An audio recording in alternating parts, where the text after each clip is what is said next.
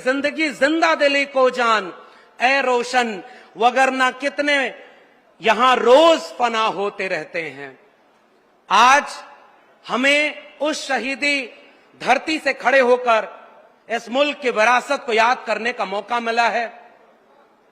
राम प्रसाद बिस्मिल को याद करते हैं तो बिस्मिल अजीम आबादी का वो शेर याद आता है, ऐ शहीदे मुल्क मिल्लत मैं तेरे ऊपर निसार, ले तेरी हिम्मत का चर्चा गैर की महफिल में है। अब न अहले बलबले हैं और न अरमानों की भीड़, सिर्फ मिट जाने की हसरत एक दिले बिस्मिल में है। वक्त आने पर जमाने को खबर हो जाएगी, हम अभी से क्या बताएं क्या हमारे दिल में है। सरफरोशी की तमन्ना अब हमारे दिल में है। और आज शहीदों की उस क्रांतिकारी जमीन पर खड़े होकर हमें ऐसे वक्त में संविधान और जाति जनगणना की बात करनी है जब अंग्रेजों से माफी मांगने वाले, भारत की जंग आजादी के खिलाफ खड़े रहने वाले लोग सरकार में बैठे हों और इस मुल्क के हाशिए पर पड़े लोगों का हक अधिकार छीन लेना चाहते हो। वो अंग्रेजों से माफी मांगते रहे और हमारे पुरखे अंग्रेजों से आंख में आंख डाल करके भगत सिंह बनकर के शहीद होते रहे, रोशन लाल बन के शहीद होते रहे, राम प्रसाद बिस्मिल बन के शहीद होते रहे। इसलिए आज साथियों, चूंकि ये एक प्रशिक्षण शिविर है, इस प्रशिक्षण शिविर को मैं एक ऐसी श्रृंखला के रूप में देखता हूं। वो चेन जो होती है ना, एक एक बेड़ियां जोड़ करके बनाई जाती है, उसकी अगर एक कड़ी भी कमजोर हो जाए तो चेन वहीं से टूट जाती है। किसी भी राजनीतिक दल का प्रशिक्षण शिविर उस श्रृंखला की तरह है कि आखिरी पायदान पर खड़ा उसका सिपाही और उसके सबसे बड़े पायदान पर खड़ा उसका नेता। अब कल्पना करिए कि आपके पास तो एक ऐसा बहुआयामी प्रगतिशील आधुनिकता की सोच से लैस एक ऐसे नेता आदरणीय शेख अखिलेश यादव जी का नेतृत्व मिला हुआ है, जिसने इस देश में समाजवाद और आधुनिक भारत की संकल्पना में काम किया। तो आपको जमीन पर रख करके उनके विचारों को लड़ना है।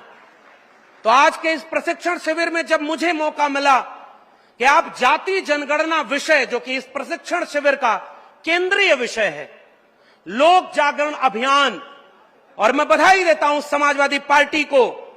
और समाजवादी साथियों, जब वक्त बुरा आता है तो वो इसलिए आता है कि वो ताकतवर लोगों की ताकत का इम्तिहान ले सके कि इस बुरे वक्त से कौन लड़ रहा था। आज अगर आप लड़ेंगे तो इतिहास में आपका नाम दर्ज होगा कि समाजवादी लोगों ने उस वक्त भी लड़ाई लड़ी। तो वो लड़ाई लड़ने के कई टूल हो सकते हैं और पार्टी ने अगर यह फैसला लिया है कि जाति जनगणना के विषय को अपना केंद्रीय विषय बनाएगी, इस देश में हाशिए पर पड़े हुए लोगों को मुख्य धारा में लाएगी, उनके हक अधिकार की बात करेगी, तो उसका सबसे केंद्रीय विषय है जाति जनगणना का। कल्पना करिए साथियों, एक देश का मतलब क्या होता है।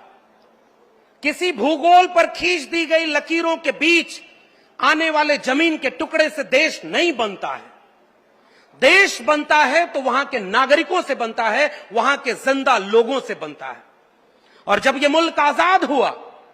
और जब जिस दिन भारत का संविधान लागू हुआ,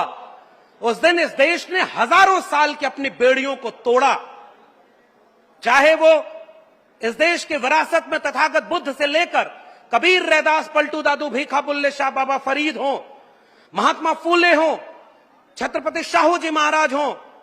या डॉक्टर बाबा साहब भीमराव अंबेडकर, डॉक्टर राम मनोहर लोहिया, शहीद आजम भगत सिंह हो, इन सब ने जो ख्वाब देखा वो भारत के संविधान में पिरोया गया कि अब एक नया भारत बनेगा तो वो नागरिकों का भारत बनेगा। अब कोई राजा रानी के पेट से नहीं पैदा होगा, वो जनता के वोट से पैदा होगा और हर जनता को एक व्यक्ति एक वोट का अधिकार मिला।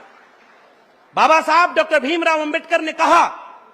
कि अगर मुझे मेरे हित और देश के हित में से चुनना होगा तो मैं देश का हित चुनूंगा,